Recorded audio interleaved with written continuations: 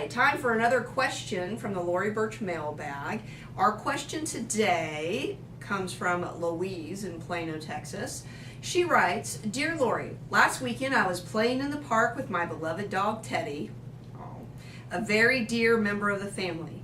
I started thinking, if something were to happen to me, how would Teddy be taken care of? Are there legal steps I can take to ensure he is protected as well as give me peace of mind?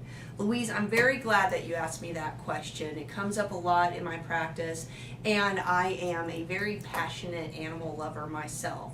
And when we talk about estate planning and wills, we often are thinking about our stuff, our cars, our personal possessions, our money, our house, possibly even our kids. But what about our pets?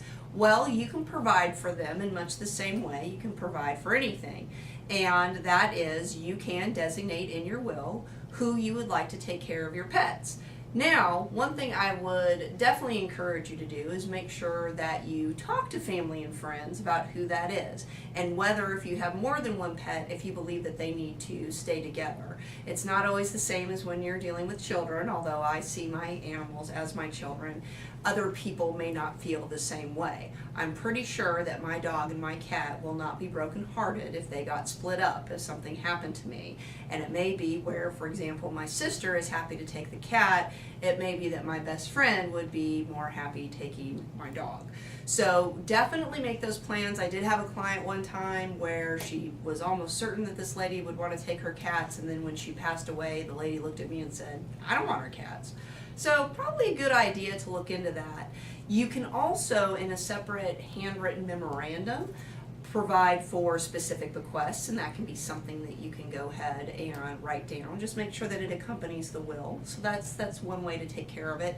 You may also want, and some people do this, give a cash bequest to whomever you are asking to take care of your pets to help them with the upkeep and so forth. You can even set up animal trusts. Now, before you laugh, I want to tell you that for some clients of mine, especially here in Texas, they have horses that may have a little bit longer of a lifespan and a little bit more expensive of care. So you can actually set up some perpetual money for them, so to take care of them while they are continuing. I've even had clients who have burial plots for their horses, so something you can look into as well. There are many resources out there. And while we're speaking of animal lovers, don't forget that you can provide for charities within your will. So even if it's a contingent beneficiary, meaning that if your family doesn't survive you, that you can provide for your favorite animal charity or other organization that could get a bequest if you should pass away. So definitely something you should think about if you have animals, as far as who should take care of them and some other options that are available to you. I really appreciate the question. Keep them coming. Don't forget to like us on Facebook. Look for more hot topics available on our YouTube page, and don't forget to check out our website for more information. And until next time, remember, if you don't have a will, the state of Texas has one.